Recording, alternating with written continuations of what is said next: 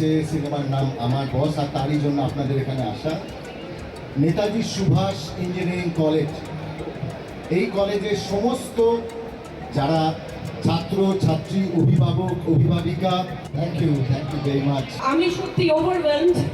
আমি চাই এই ছবিটা মানে আমার বস ভীষণ ভীষণ একটা ইমোশনাল ছবি, খুব মজারও ছবি, অনেক কিছু আছে এই ছবিতে, অনেক কিছু দেখার আছে।